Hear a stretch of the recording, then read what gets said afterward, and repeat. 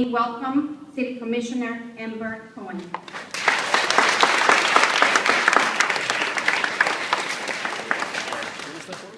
That was such a wonderful introduction. I'm pretty sure that my mother sent that one to you. Let me get situated here. First, I want to thank Keiser University for shedding light on such an important American history milestone, the 226th anniversary of the signing of the Constitution. Can you all hear me back there? Yeah. Perfect. I also want to thank two people, especially Dana Della Camera and Larissa Lockett and the countless other staff who gave me the opportunity to come here and speak to you today, and also for bringing this event to the student body.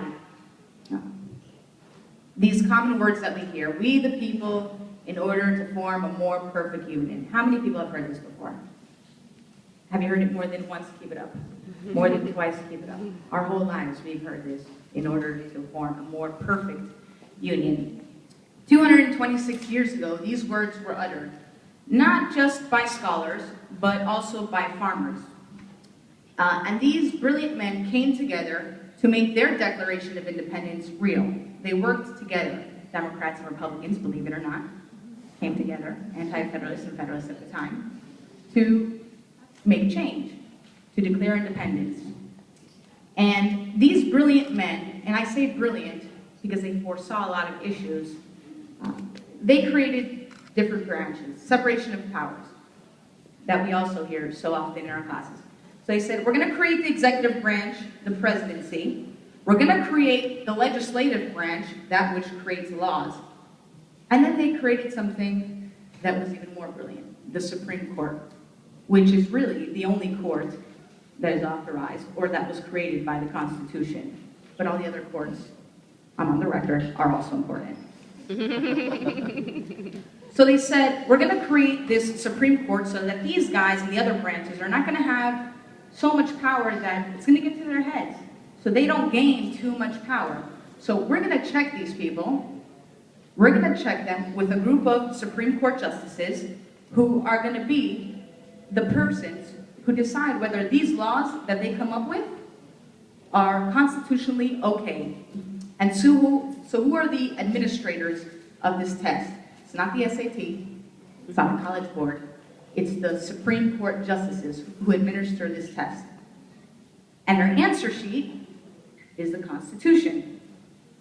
So why do I say America's so great? Because this concept, maybe it's because I'm a history nerd, or maybe because I enjoy political science, but this concept of being able to foresee certain issues is what makes America great. It's why we have one Constitution. Although, granted, the Constitution has been amended over 20 times, it's not like other countries that have not amended their Constitution, but overthrown their Constitution and have 20 or 30 different constitutions. Dominican Republic being one of them, which I love. The food and the people and the beaches and everything that it stands for. Have to be careful now what I say. So that's what makes America so great, this concept. And so many people risk their lives coming here with hopes and dreams of laying their roots, of being able to sacrifice for their children so we can attend an institution to get an education, to make our families better, and to make society better. So what is this document? Over 226 years ago, that was written by men in white robes, or in black robes rather, and white wigs have to do with us today, other than hairstyles that we should never wear in public. Sometimes when I go in the pool, I flip my head over and I just go like this. Did you ever do that? Yeah. Constitution buffs here. The answer to that is that more things than not our Constitution gives us, and that's why it's important to us. They protect our everyday rights. Imagine if you could get arrested for twittering your thoughts. Imagine if you could get arrested for posting a comment on Facebook. Imagine that the police can walk in to your church on Sunday during your sermon and arrest the preacher for what he was saying. It's not so far-fetched. Look at Russia. In Russia, you hold a gay flag that's a rainbow flag, you get fined, you get imprisoned, you get beaten, you could even face death for holding a flag. Look at North Korea, where you can't even access the internet unless it's through government authorization. And if you speak ill against the government, you and your family are sent to prison camps. This is like Holocaust style, folks. You and your family get sent to prison camps. But the American Constitution protects us from these ill wills. You know, in elementary school, if you want to go, and for some of us, we're going a little more farther back than others. In elementary school, when you wanted to go on a field trip, you had a permission slip. And you took that permission slip and you gave it to your parents, and your parents had to sign that permission slip to say that they allow the school to take you on a field trip. So that's that written permission slip. Similar to the Constitution. The Constitution is a written permission slip from the American people to the government. We are giving the American government this permission slip that says, we the people give you the permission to do these things and these things only, that of enumerated powers. And I say these things only because the founding fathers put in the 10th Amendment. Again, we're seeing brilliance. This 10th Amendment says that powers that are not delegated to the government in this Constitution, you leave it for the states, you leave it for the people. So ultimately, we have the power to change the Constitution. But the courts, in the end, the Supreme Court, these justices, have the final say on what's okay and what's not okay. They are the ones who mature the Constitution.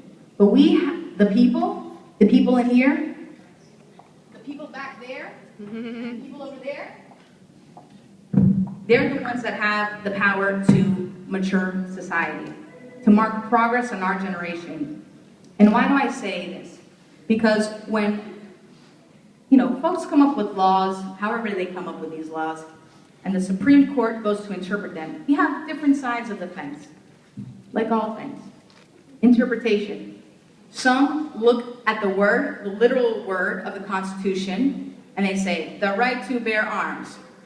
They interpret the Constitution word for word. What the word is written is what the word is. And then you have other justices who take into account what the climate of society is, what the culture is like, the progress of society. So these judicial interpretations, knowing that there are justices who take into account what the climate of society is, that's where our power comes from. So how do we have a role in changing the Constitution? We're not going to have a constitutional convention. Maybe we will. Looks like we have enough people here. But we do that by becoming educated. We do that by becoming active. We do that by finding issues that are important to us. Each one of us, depending on where we have come from, have different issues that are important to us. For one person who might have been a victim of crime, the right to bear arms might be important to them. For some person who might have had lineage with family in slavery, maybe there's amendments that are important to them about abolishing slavery or about giving all people the right to vote. We vote, and that's where the power we the people come from. So let that sit for a minute. That we have the power to change the Constitution, to make a mark on our generation that will influence our judges on how they're going to interpret the order. That's a lot of power. The 15th Amendment cannot be denied the right to vote because of race or color. The 19th Amendment, women get the right to vote. The 24th Amendment stops government from charging you a fee, also known as a poll tax, for voting. The 26th Amendment allows for people 18 and over to vote. Why is the Constitution making reference so many times to voting? I was reading through the Constitution, I said, wow, voting, voting, voting, voting. Why? They knew that the power came from the people.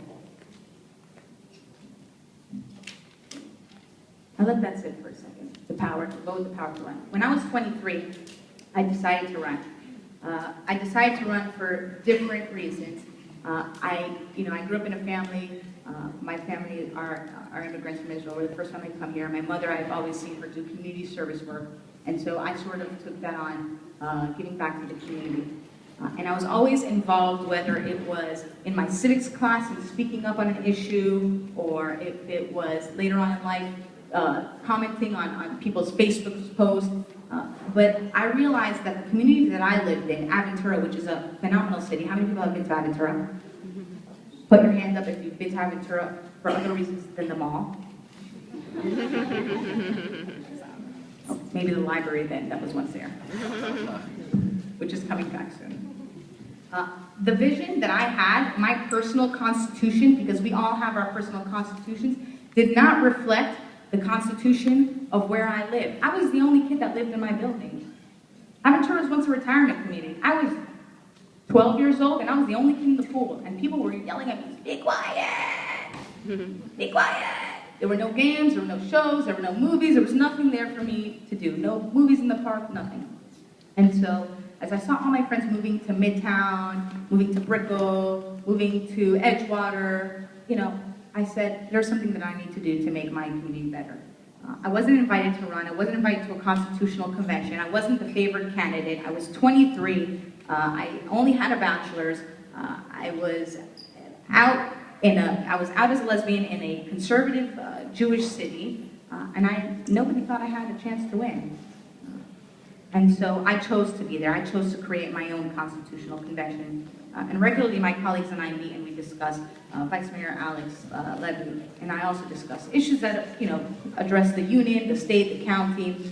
But oftentimes, I go to my Facebook to see what everybody else is commenting. When people are posting articles and putting their perspective and their views on some law that was passed, I take that into account. Because I don't have the same ability and the same lens or the same experiences that you have from your country or from your experiences in life that will give me the opportunity to look at a piece of legislation in that light. So here again, legislation also starts from the bottom up, and we work together. Even though we have different ideas, we have the same end goals. Even though we have different lenses in what we, in the world that we view, we all want the same thing. But I'll wrap it up here. Like the Constitution, I know there is first of all, I know there's like a medical program here, right? Are people in the medical program? So please excuse me if I layman man terms too down this concept. The Constitution is like the human being. It's living and breathing, whether it's the respiratory system or another system. It changes from decade to decade. And when it does, each time that it changes, as we change, it marks the progress of a maturing society. And Americans in later generations, through protest and through civil wars, through speaking out against government, they narrow the gap between what's written on the paper and what their realities are. Elections give the opportunities for us to show what our values are. Elections give us the opportunity to also run for higher office, to run for judge, to interpret the law how we see fit. And that's also one of the reasons that I decided to go to law school, because aside from looking at laws from the legislative perspective, I want to also look at it from a judicial perspective and its interpretation. Tomorrow marks the 226th anniversary of the Constitution signing. Although we're putting on the event today, which is great. But tomorrow, September 17th, is the actual day that it was signed. I leave you with this thought. We have the power to frame our personal constitution. We have the power, whether it be social media or institutions, to find people who have the same values and the same concepts as we do, to change our society, to change our constitution. We have this available to us, where other countries, they don't. The framers got together to create a more perfect union.